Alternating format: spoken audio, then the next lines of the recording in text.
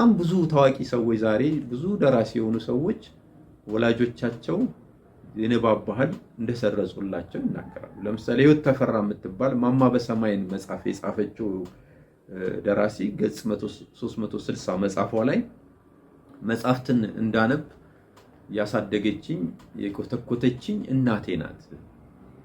እኔ አሁን ጥማቴን የሚያረካኝ ማንበብ ነው።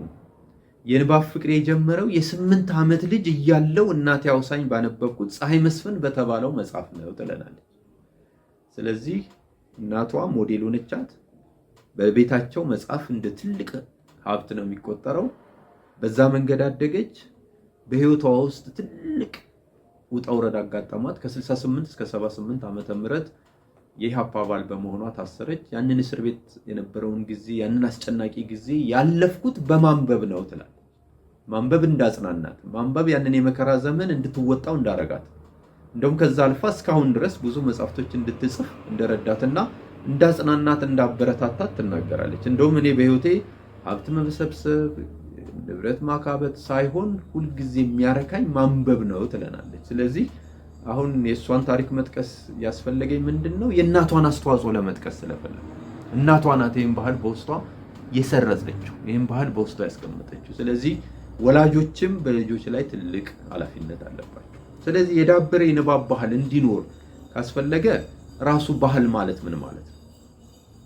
እንግዲህ ብዙ ጥናቶች እንደሚያረጋግጡትና አንድ ሀገር የንባብ ባህል አላት የሚባለው ምን ሲሆን ነው ይላል። አብዛኛው ዜጋ ዘላቂነት ባለው ሁኔታ በራሱ ምርጫ፣ በራሱ ፍላጎት፣ በራሱ ተነሳሽነት በመረጠው ቦታ መጽሐፍቶችን ማንበብ የሚችል ከሆነ ይህ ማህበረሰብ አንባቢ ማህበረሰብ ነው ይባላል።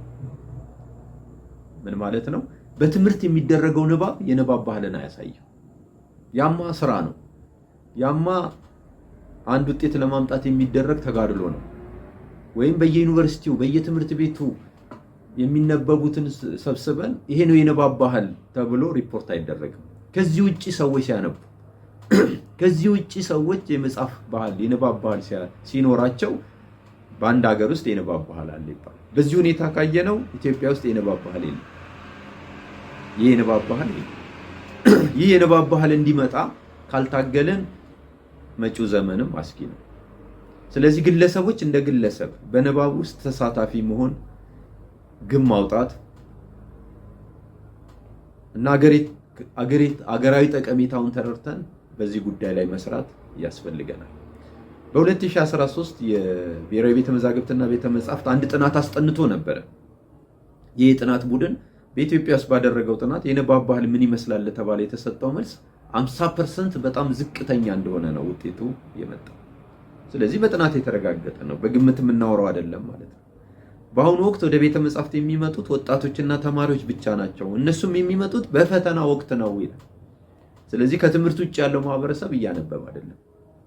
ዝም ብሎ ወግና ተረት ብቻ እየተረተ የሚኖር ሰው። በዚህ ሁኔታ ወዴት ይዘልቅ? ሰዎች ጥበበኛ ካልሆነ፣ ጥበብን የሚመጣው ከንባብ ካልሆነ እንዴት ይሆናል? ለልጆቻችንስ ምን እንነግራለን? እንግዲህ መጽሐፉም የሚለው አንብብና ለልጆችህም አስነብብ ነው የሚለው። የምታውቀውን ንገረው ነው የሚለው። ሰው ለማወቅ እኮ በማንበብ ነው የሚያውቀው። ካላነበብን ለትውልድ ምን እናስተላልፋለን? ተማሪ ብቻ እያነበበ አንባቢ ማህበረሰብ አለ ማለት አንችልም። ስለዚህ ሁሉም ሰው ማንበብ አለበት። ሁሉም በንባብ ራሱን መስራት አለበት። ማንበብ የህይወት ዘመን ተግባር ለማድረግ መጣር አለበት። በአካባቢያችን ቤተ መጻሕፍት ያሉበትን ሁኔታ ማየትና ቤተ መጻሕፍቶች እንዲጠናከሩ የበኩላችንን አስተዋጽኦ ማድረግ አለብን። መቼም እየገዛን እናንብብ አይደለም እየተባባልን ያለነው።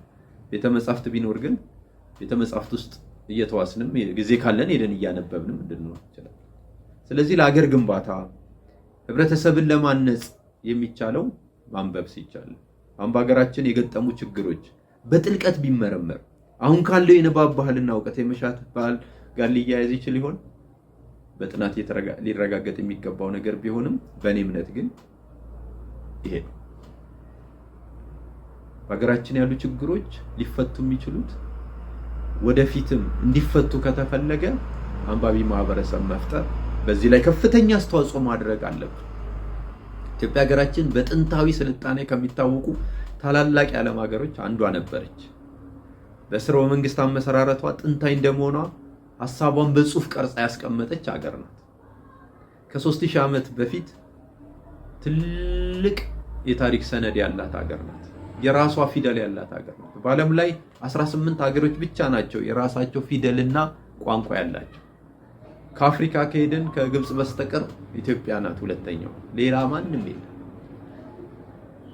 እንዲህ አይነት ታሪክ ያለን እንደዚህ አይነት ወላጆች ያስረከቡን እኮ ልጆቻችን ያነባሉ ብለውን እኛ ማንበብ ከተውን እነሱ ግን የደበቁልን ብራና ቀብር ያስቀመጡልን ብራና እንዴት እናንበው?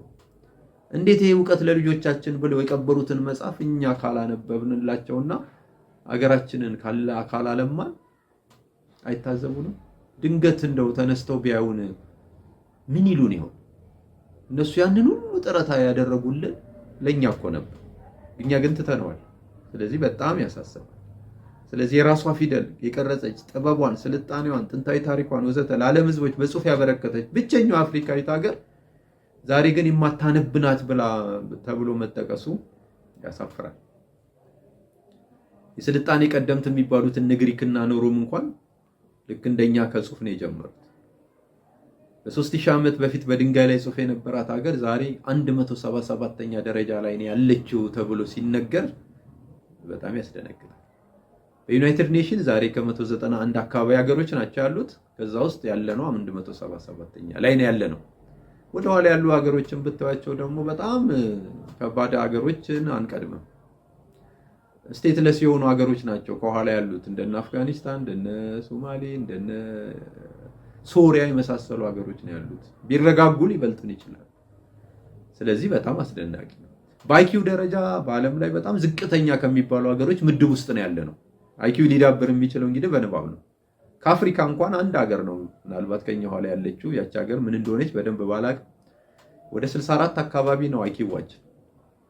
እንደ ናይጄሪያ ወደ 77፣ እንደ ደቡብ አፍሪካ የመሳሰሉት 90 ውስጥ ነው ያሉት። ብዙ ሀገሮች ወደ 130 140 አካባቢ ነው አይኪዋቸው። ይሄ ከንባብ አንፃር የምንገመገብበት ማንነታችን ነው።